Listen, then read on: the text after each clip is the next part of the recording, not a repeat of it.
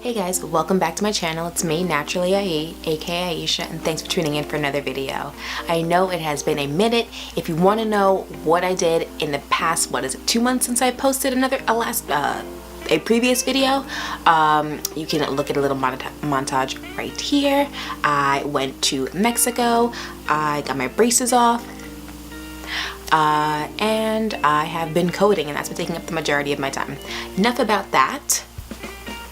This video was all about the possible heat damage that I may have. Y'all, I am so scared. I decided this time that I straightened my hair. Here's a photo here. Side note, I've been off social media for a while, so I've been taking a lot of really nice photos, so this is all that I have.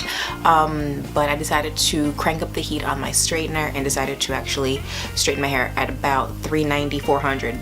Previously, it was about 360. And it was bomb. It stayed straight for, up until about like last week. So maybe like 2.5, almost 3 weeks. And that was awesome. However, I noticed that one day it rained and it was really humid, and this side decided that it wanted to frizz. So I'm like, all right, this side is ready to come back, and this side did not. And I'm like, oh shit, I might have heat damage on this entire side. And even right now you can tell this side is a little bit fluffier. This is the braid out. It's a little bit fuller than this side. So we're gonna see if I have heat damage. So I always have this feeling of like, please hair gods, please do not let me have any heat damage. And then I go wash my hair, and usually I'm good. I don't want to jinx myself, but we gonna see. And without further ado, let's get in the shower and let's see if these curls return. Oh, by the way, before I forget, don't forget to subscribe, number 1. Number 2, don't forget to like, comment, share, and then subscribe if you didn't already. And number 3, I'm thinking I'm gonna do a wash and go with my hair afterwards, just to see how the curls come out. And if you're curious, this is what a 4-day-old braid out looks on a 3-week-old straighten flat iron session.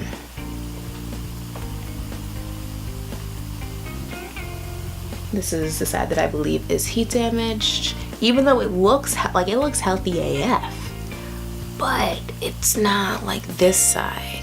And this side actually doesn't look as healthy, but that's because it's frizzing, because it's trying to curl. So let's go see what's going on. Alright, so I'm just taking down my hair for the day. It hasn't been combed or tangled in a little while, so I'm using BB Hairdresser's Invisible Oil just to kind of pre-poo and just prep my hair for all of the washing. And as I said, I didn't detangle, so I'm going to just section off my hair, detangle it now. As you can see, I'm looking incredibly concerned because my hair is not doing what I think it should be doing. But we're going to keep it pushing and just use up all of the product.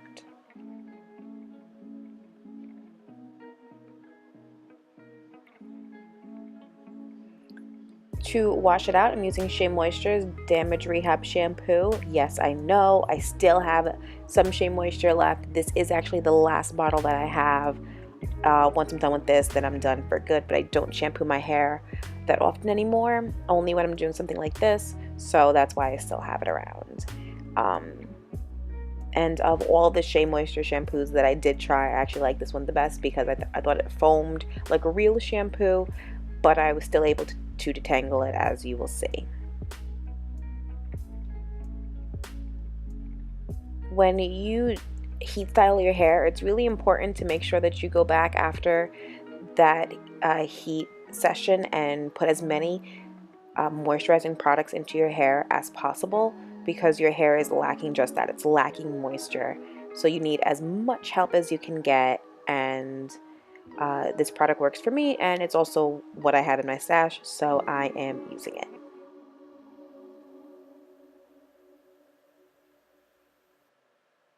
And as you can see here, the curls are coming back. So I'm gonna rinse it out. Oh, I'm sorry, I shampooed twice and rinsed it out, and then I moved to my co-wash, which is HydroQuench Brazilian Cocoa with Honey, I believe, co-wash. And the reason that I do this instead of moving into a conditioner right after the shampoo is because I want as many natural products left on my hair after this washing process as possible. So I will, yes, use a harsh shampoo on my hair, but then I'm going to rinse that out and then follow it up with a co-wash that's a little bit more gentle on my hair, and I'm kind of hoping in the same process that's washing some of those chemicals out. And this is my first time using this product. This is actually HydroQuench is a new brand to my channel. I will definitely be reviewing this brand because I do have a story to tell. But I am enjoying, as you can see in my face, I am enjoying the product, how it smells amazing, but I will definitely get into a real product review later. And as you can see, I'm able to finger detangle with it, and then I think I co-washed twice as well before rinsing it out. And you can see my curls, they look intact. I didn't use that much product. And then I went right into the deep conditioner, which is also by HydroQuench Systems, and that is their honey pineapple hibiscus hair mask. Smells amazing. And this is it right here.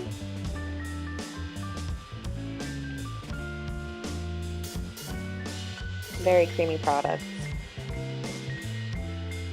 And this is it just on the last section. Again, thoroughly coat the hair. Thoroughly. I can't stress it enough. Put product on your hair, ladies and gentlemen.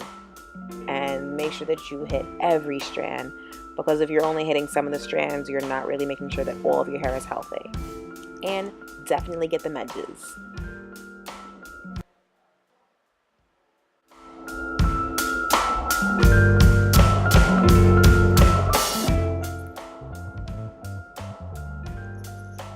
As I finish off, I usually just do all the edges again and just, down the center, making sure that all the product is smooth through. And after that, I just put it up. And what had happened was I meant to sit under my deep conditioning, heater for only like 30 minutes, and I ended up eating and then falling asleep, and so I kind of just stayed in with it all night long. And here we are the next morning, still jamming with it on, like ain't nothing wrong, like I don't gotta go to work. And so the next day, it's probably a little bit over conditioned, and that's a problem that I find I have if I have deconditioned overnight. It's a little bit too conditioned, but it's okay. It's all right. I will take it. Too much moisture is better at this point than not enough moisture at all. So at this point, I'll just wring out my hair and style. Hey guys, so I got up this morning and I washed out the deep conditioner, and I, like I said, I did a wash and go, and it's been a couple of hours, and these are the results. So as you can see, I mean, this side is clearly longer than this side, and I don't want to say yes, I definitively do have heat damage, because my hair does do this, and everyone should be mindful of this, that your hair you have to train your curls. If you want to know what I'm talking about, I will link it down below. I have a video specifically to how to train your curls, but what my point is that you have to allow your curls the time to remember how to actually form a curl. So usually what happens after I put heat on my hair, it takes maybe like 2 or 3 washes before my hair is back to the way that I'm used to it. So this is not normal for me, not at all, and neither is that. Okay.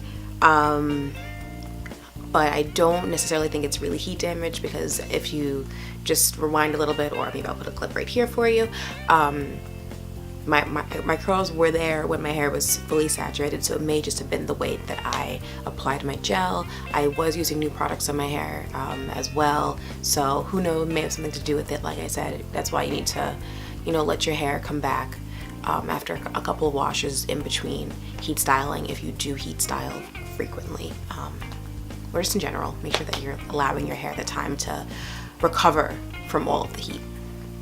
All right, so follow me on Instagram to see how that goes for me.